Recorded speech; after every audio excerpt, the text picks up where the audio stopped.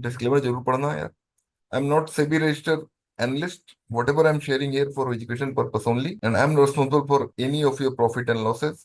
Please consult your advisor before taking any position. तो दोस्तों, आज का जो टॉपिक है ये एस्ट्रो ट्रेडिंग आइडिया है। आज का सेशन जो है ये रिगार्डिंग पंचक है। आज के सेशन में हम लोग ये समझेंगे कि पंचक क्या होता है और आप कैसे पंचक के पीरियड को आइडेंटिफाई कर सकते हो और किस तरीके से इस पंचक के पीरियड का इस्तेमाल आप अपने ट्रेडिंग में कर सकते हो। तो स्टार्ट करते हैं। तो सबसे पहले ना पंचक को समझते हैं। तो पंचक को समझने से पहले आपको जॉडियक को समझना पड़ेगा। जॉडियक ये आपके सामने है। एक 360 डिग्री का सर्कल है और इस 360 डिग्री के सर्कल को 12 हिस्सों में बांटा जाता है और हर एक हिस्से को का एक नाम है जिसे राशि कहते हैं या जोडिक साइन कहते हैं। ठीक है। इस जोडिक साइन में, इन्हीं जोडिक्स में 11 नंबर और 12 नंबर की राशि जो होती है, इन्हीं राशियों के बीच में 5 नक्षत्र स्थित होते हैं और मून की जो इन 5 नक्षत्रों से यात्रा होती है उसी पीरियड को पंचक के रूप में जाना जाता है या पंचक के नाम से जाना जाता है। ठीक है। तो 11 नंबर की राशि जो है वो शुरू होती है 300 डिग्री से और खत्म होता है 12वीं राशि के अंत पे, यहाँ पे 360 डिग्री होती है। तो मून की यात्रा 300 डिग्री से लेकर 360 डिग्री के बीच की यात्रा को पंचक के रूप में जाना जाता है और ये हर महीने होती है। ठीक है। यहाँ तक क्लियर है। अब इसके आगे समझते हैं कि हम लोग कि पंचक में कौन कौन से नक्षत्र होते हैं। जैसा मैंने बताया था कि पंचक 300 डिग्री से स्टार्ट होता है, तो जो 300 डिग्री से स्टार्ट होता है वो धनिष्ठा का तीसरा पद होता है। तो ये यात्रा मून की धनिष्ठा के तीसरे पद से स्टार्ट होती है। तो धनिष्ठा के बाद सदभिषा, सदभिषा के बाद पूर्व भाद्रपद, पूर्व भाद्रपद के बाद उत्तर भाद्रपद और उत्तर भाद्रपद के बाद रेवती। तो ये इन्हीं पांचों नक्षत्र की यात्रा को, इन्हीं पांचों नक्षत्रों की यात्रा को पंचक के रूप में जाना जाता है या पंचक कहते हैं। ठीक है। तो अब हम लोग ये समझ गए कि पंचक होता क्या है। तो इसको आइडेंटिफाई कैसे करेंगे। तो ये जॉडियक है हमारा और ये देखो यहाँ पर मून की पोजीशन दी गई है। राइट। यहाँ पर देखेंगे आप, मून 7 एक्वेरियस, राइट आ रहा है ना। तुम्हें पता है कि Aquarius 1 degree Aquarius, 0 degree Aquarius से स्कॉर्पियो यहाँ पे, सॉरी कैप्रिकॉन यहाँ पे खत्म हो गया और यहाँ से एक्वेरियस की यात्रा शुरू हुई। राइट। तो ये एक्वेरियस टू पाइसेस के बीच में का जो पीरियड है इसी को पंचक कहते हैं। तो हम इस पीरियड को नोट कर लेना है कि एक्वेरियस में कब इन करता है और पाइसेस से कब आउट होता है। ठीक है। हमने देखा कि ये 12 जनवरी को इन कर रहा है एक्वेरियस में और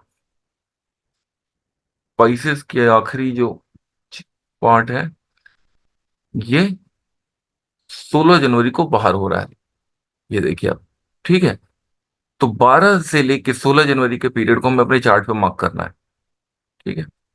अब नोट करते हैं हम लोग 12 जनवरी। तो ये है 12 जनवरी और 16 जनवरी और ये है 16 जनवरी, 12 से लेकर 16 के बीच में।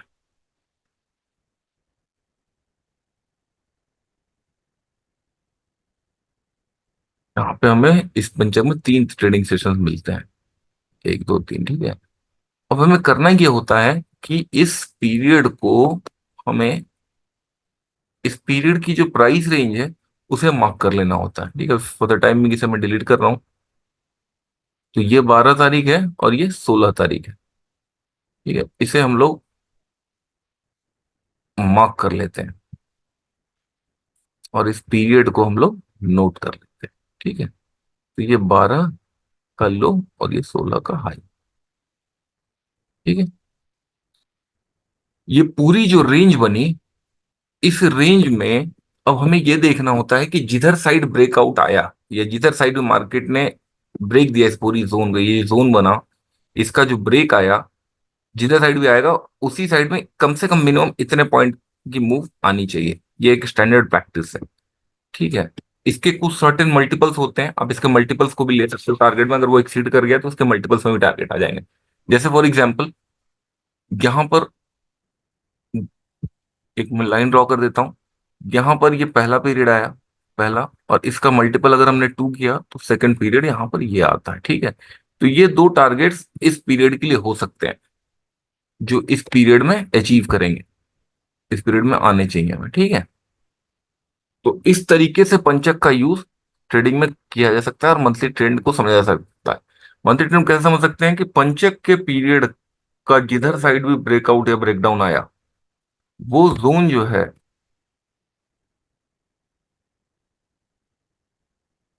उधर साइड का, सॉरी वो जोन नहीं, उधर साइड का वो डायरेक्शन लेगा। जैसे सपोज करो ये 12 तारीख थी, राइट, ये हमारा पीरियड था, जोन था, ठीक है। पंचक वाले पीरियड में यहाँ पर ट्रेडिंग हो रही थी इस जोन में, ठीक है। अब यहां से हमने देखा कि नेक्स्ट डे मार्केट ने इसको नीचे ब्रेकडाउन दे दिया, तो हमें क्या करना है कि इसे 12 तारीख के लो पे लगाएंगे तो हमें यहाँ नीचे के टारगेट्स मिल जाएंगे। ये देखो हमारे टारगेट्स मिल गए, यहाँ है। और जब इसको भी एक्सीड कर जाएगा तो और इसके नीचे जाने की संभावना होती है। ये होता है तो सिंपल सा मैथमेटिक्स इसका, ठीक है। अब ये, इसमें एक चीज और करते हैं लोग, स्टैंडर्ड प्रैक्टिस है, वो ये करते हैं कि पंचक दिन को स्टार्ट होता है, उसमें से कुछ दिन होते हैं जो बुलिश होते हैं, कुछ दिन होते हैं जो बेरिश होते हैं। लेकिन जैसा मैं, आप सभी लोग जानते हो, एस्ट्रोलॉजी का इस्तेमाल मैं डायरेक्शन के रूप में नहीं डील करता हूँ, तो उस कॉन्सेप्ट पे मैं भरोसा नहीं करता हूँ। तो मार्केट नीचे जाएगा इस पीरियड में, नीचे जाएगा या ऊपर जाएगा, इस चीज का पता करने के लिए मैं टेक्निकल एनालिसिस का यूज करता हूँ, मैं एस्ट्रोलॉजिकल कॉन्सेप्ट का यूज नहीं करता हूँ। तो अगर आप चाहो तो इस चीज पे रिसर्च कर सकते हैं। एनीवेज, तो ये इस मंथ का पंचक रहा। अब फरवरी का देखते हैं, फरवरी में क्या होता है। फरवरी चलता है, हमें बेसिकली ये मार्क करना होता है कि जब कभी भी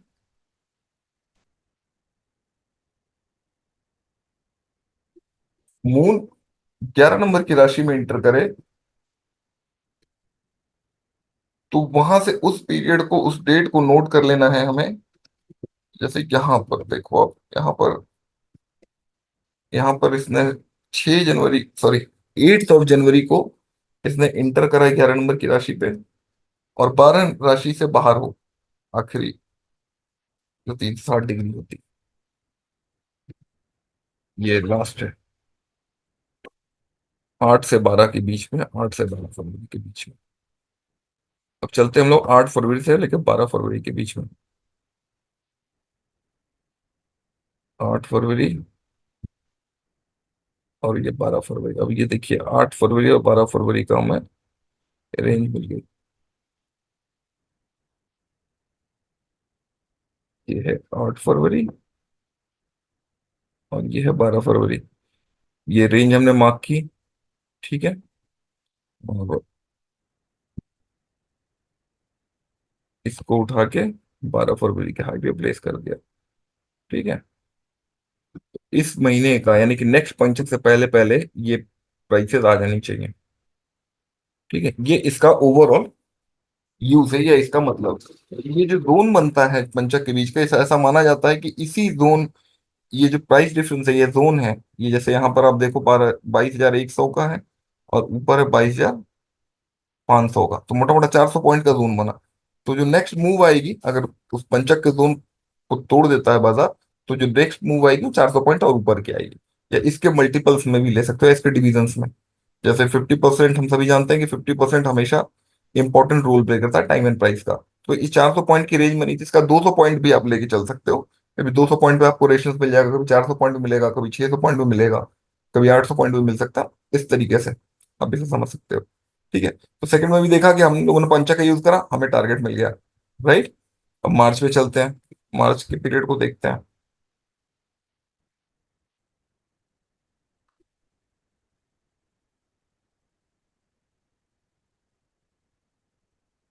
मार्च के पीरियड में भी हमें टारगेट मिलते हैं या नहीं मिलते हैं। कभी कभी क्या होता है कि मार्केट इस जोन में फंसा रह जाता है, ठीक है। ये 7 मार्च से स्टार्ट हो रहा है ये पीरियड, और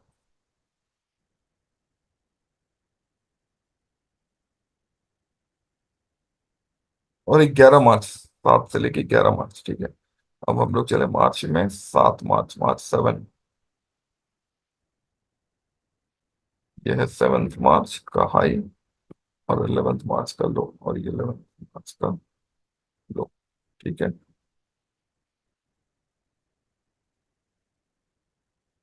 this is the 7th March, this is the 11th मार्च, ठीक है। अब इसको तोड़ दिया मार्केट ने नेक्स्ट डे, इसको क्लियर किया। हम लोग को इसके 11 मार्च के लो पे लगाना है, ठीक है। अब इसी को क्लोन कर लेंगे तो हमें इसके नीचे की भी रेंज मिल जाएगी। जैसे मैंने बताया था कि, ठीक है, तो ये 2 टाइम्स ऑफ द रेंज हो गया। ये हमें यहाँ पे टारगेट मिल गया। अब देखो कितना प्रिसाइजली इस रेंज ने काम किया। ये जो प्राइस रेंज हम लोग क्लोन करते हैं ना, ये बहुत खतरनाक टूल है। इस टूल की खासियत ये है कि इसमें कुछ भी अजम्पशन पे नहीं होता है। हम लोग वही क्लोन करते हैं या वही चीज, वही प्राइस रेंज हमें मिलती है जो मार्केट हमें बताता है। ठीक है, अब आगे चलें, नेक्स्ट देखें अप्रैल में क्या होता है। बहुत सिंपल सी टेक्निक है। मैं ज्यादा कॉम्प्लेक्सिटी, इसमें बहुत सारी टेक्निकलिटीज होती हैं, बहुत सारी कॉम्प्लेक्सिटीज होती हैं, इसको मैं यूज नहीं करता हूँ। जैसे एस्ट्रोलॉजर्स क्या करते हैं कि वो लोग दिन के हिसाब से इसमें बुलिश और बेरिश बायस ढूंढने की कोशिश करते हैं। मंडे के दिन हुआ तो बुलिश होगा, ट्यूसडे के दिन हुआ बेरिश होगा, इसके कुछ नियम होते हैं, और भी चीजें होती हैं। अच्छा, इसमें ना एक चीज और होती है जो एक 50-60% काम करती है। उसमें ऐसा होता है, ऐसा कहते हैं कि पंचक में पांचों दिन अगर बेरिश है, पंचक का 5 पीरियड है और पांचों दिन अगर बेरिश है, तो पूरा महीना बेरिश होगा, यानी टिल द नेक्स्ट पंचक पूरा मंथ बेरिश माना जाएगा। और पांचों दिन अगर बुलिश है तो नेक्स्ट मंथ बुलिश, बुलिश रहेगा टिल नेक्स्ट पंचक, ऐसा मानते हैं लोग। ठीक है, तो आप अपने हिसाब से इसको यूज कर सकते हो या इसके बेसिस पे अपना एक्सपेरिमेंट्स कर सकते हो। ऑल्दो मैं टेक्निकल्स पे ज्यादा रिलाई करता हूँ इस चीज के लिए। एनीवेज, अब हमें ये मिला, 3 अप्रैल को पंचक स्टार्ट हो रहा है और खत्म हो रहा है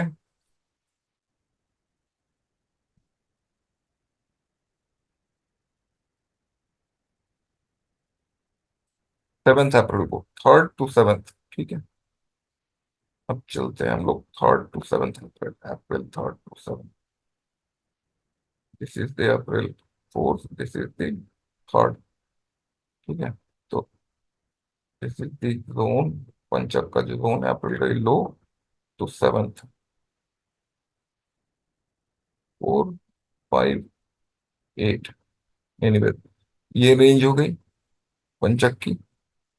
ठीक है, और इस रेंज के ऊपर गया मार्केट, हमने इसके ऊपर इसको क्लोन कर दिया। ठीक है, अब देखो मार्केट उतना ही ऊपर गया जितना इसे जाना चाहिए था। मतलब इसके 50% के रफली, अप्रोक्सीमेटली 50% मार्केट को रेजिस्टेंस मिला, मार्केट वहां से टूट गया। और अगेन इससे पंचक की रेंज तोड़ी।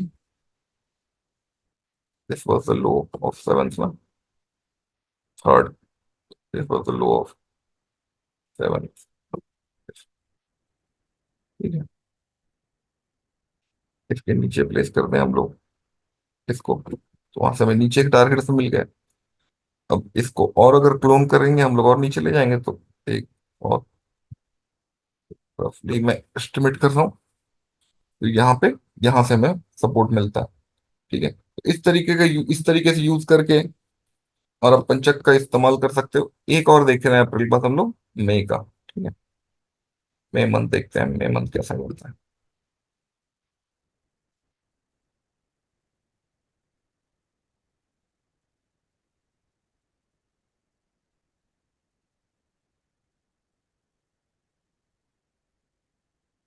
ये स्टार्ट होता है 30 अप्रैल, 30 अप्रैल से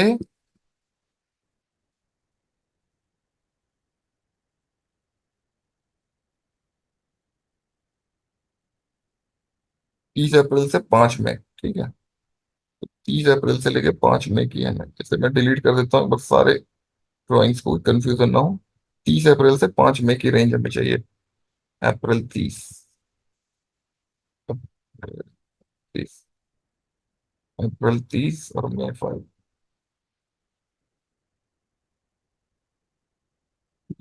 तो यहाँ से लेते हैं हम लोग, ये वाली कैंडल आएगी पूरी।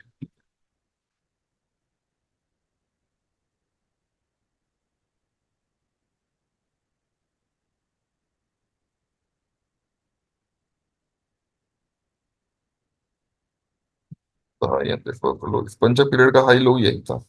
ठीक है, 30 अप्रैल से स्टार्ट होता है और 5 मई तक की ट्रेडिंग ये थी। ठीक है, अब देखो ये जो जोन बना, इसे हम लोगों ने अच्छा, अभी जो मैं कर रहा हूँ ये ना, ये एक तरीके का लाइव एनालिसिस हो जाएगा, क्योंकि हम लोगों ने आज देखा है कि पंचक की रेंज को मार्केट ने ब्रेकआउट कर दिया। अब देखो, नीचे के टारगेट्स नीचे के टारगेट पूरे हो गए, अब मार्केट वापिस आया और अब इसके ऊपर जा रहा है। ठीक है, तो अब इसके ऊपर अगर जा रहा है तो हम लोग ऊपर के टारगेट से निकाल सकते हैं इस तरीके से। यानी कि जो नेक्स्ट पंचक आएगा उसके पहले मार्केट को यहाँ पर 23,300 के आसपास के जोन को टारगेट, अभी की जो मूव है इसका टारगेट हम लोग 23,300 के आसपास लेके चल सकते हैं। ठीक है, अब नेक्स्ट कब तक ये टारगेट अचीव हो जाएंगे, अब ये अचीव होंगे नेक्स्ट पंचक तक। नेक्स्ट पंचक कब लगेगा, एक बार ये भी देख लेते हैं। नेक्स्ट पंचक लगेगा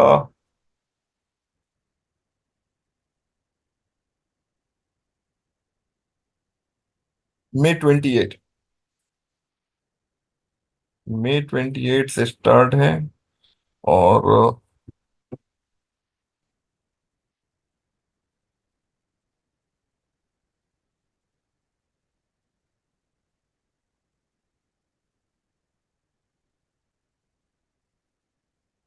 May 28 से लेके 1 जून के बीच में ये टारगेट्स आ जाने चाहिए। ठीक है, तो मैं 1 जून पे मैं एक लाइन ड्रॉ कर देता हूँ, 29 मई की ट्रेडिंग है। ठीक है, तो 29 तक, टिल 29 ये टारगेट्स आ जाने चाहिए, या तो ये टारगेट्स आने चाहिए, या तो इसके 50%, इस पूरे जोन का 50% पे कम से कम बेर मिनिमम इतना टारगेट तो आना ही चाहिए। तो वो बनता है जो 50% रफली, अगर हम लोग एस्टिमेट करें तो ये जोन है 300 का। तो 300 पॉइंट का रफली जोन है ना, 23,008 और 350 पॉइंट का 23,008 और 175 ऐड करते हैं अगर हम, तो हमें इसका 50% एक रफली भी कैलकुलेशन मिल जाएगा। ठीक है, देखिए 23,008 प्लस 175 पॉइंट हो गया, 23,200 के आसपास रफली हमें नेक्स्ट टारगेट मिलता है। रफली ये रहा। ठीक है, तो इन दोनों में से कोई एक टारगेट इस डेट तक हिट कर जाना चाहिए। ठीक है, तो आज का सेशन गाइस यहीं के लिए। आई होप कि वीडियो ये इन्फॉर्मेशन आपको काफी इन्फॉर्मेटिव लगी होगी, और आप लोग एंजॉय कर रहे होंगे जो कंटेंट मैं शेयर करता हूँ। Guys please like, share and subscribe, जो मेरे लिए बहुत जरूरी है, क्योंकि आपकी लाइक शेयर से मुझे इंकरेजमेंट मिलती है, और मैं और भी इस तरीके कंटेंट बनाने के लिए इंकरेज होता हूँ। तो आई होप कि आप लोग इसको करेंगे, और जो भी इंफॉर्मेशन मैं शेयर करता हूँ उसका इस्तेमाल करेंगे और अपनी ट्रेडिंग को बेहतर बनाएंगे। Thank you guys, take care, bye bye, मिलते हैं नेक्स्ट सेशन में।